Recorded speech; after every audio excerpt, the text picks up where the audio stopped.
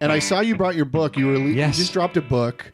What was the impetus for this? And I started reading this last night, and I had a TV audition, so I didn't read as much as I liked, but I read 2 chapters, and it was not what I was expecting, to be honest with you. I was thinking it was going to be like comedy essays, but the first one felt very personal and very revealing. I don't know if that is your wife now.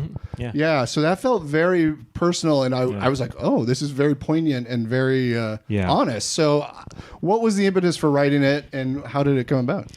Well, I think people, so I've been a TV writer 28 years. I think people are very surprised to learn that I don't write what I want to write. I write what I think I can sell or what someone pays me to write. I have no complaints about that. You can make a good living, but again, it's not really what it's often not what I want to do. It's what they want me to do. So, which is fine. I've always been a fan of David Sedaris. I love his writing.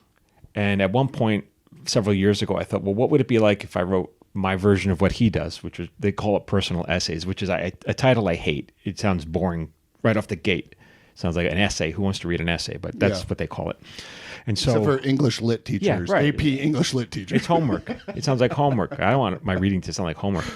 So I started writing this collection. I told my wife at the time, I was like, I have a bad idea. I'm going to write this collection. It's going to take me years to write. And if it sells, I'll barely make anything. And she's like, you should do it. And I was like, why? And she's like, because you'll find yourself. And so I just started writing, and that's kind of what happened. That's awesome. I love it. And there are very personal ones. Like, are the rest of them all very personal as well? Are there any fiction ones in there? Or are they all No, real? they're all real. They're all That's true awesome. stories. That's really cool. I love that. How do I take a true event in my life and then fictionalize it so it feels like a story? That's the challenge. Oh, yeah, I bet. Yeah.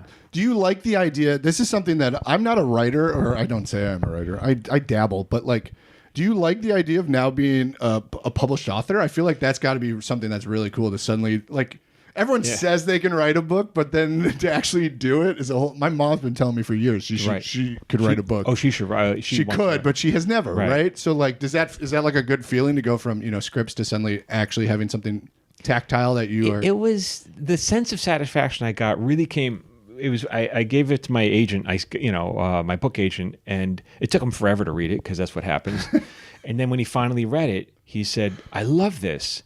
And at that moment, see, when I was in college, I wanted to be a writer, but I got rejected from the creative writing program twice. And so it was like they were telling me, "No, you don't get to be a writer." I moved out to LA, studied screenwriting, and became a TV writer. Great, all success. But what I wanted to do was write something like this when I was 19, but I just didn't know how. Yeah. And so when I finally did it, and I got that, I guess, validation from my agent, it felt like, wow, I didn't let that kid down. You know? That's really cool. Did you like that, to that point, did you like that working on a book where, I guess you probably had an editor you had to report to, but like you didn't have studio notes, you didn't have a showrunner notes. Yeah. Did that feel more freeing when you were writing the book? It felt, at first it felt very intimidating. Like, am I doing this right? Yeah.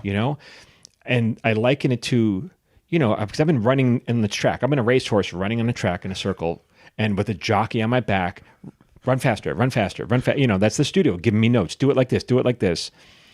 And like eventually the horse is going to say, hey, asshole, I can run a lot faster without a 100-pound jockey hitting me on the back.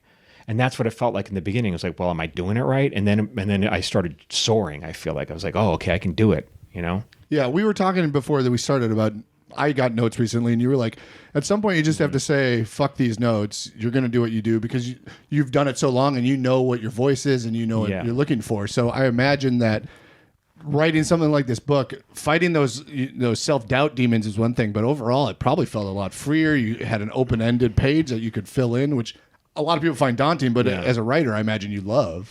Yeah, but as you said, like finding finding my voice, that in the beginning, so when I write TV, it's not about my voice. My job is to capture the voice of the show or the voice of the characters. And so it's not my voice. You don't want to do that because you'll ruin the show.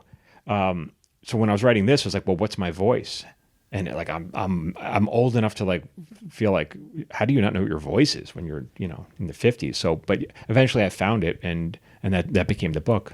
Do you remember the moment you sort of figured it out? You found it?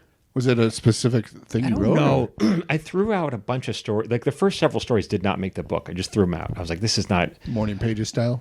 I just felt like I was, because I love David Sedaris. I was reading all of his work, and I felt like I was I wrote a bunch of stories. I go, these are really good. And then I set them aside for a couple months, and then I read them with fresh eyes. And I was like, this is terrible. I just felt like I was imitating him. It felt like a pale imitation of like the master. I was like, what? This is terrible. Yeah.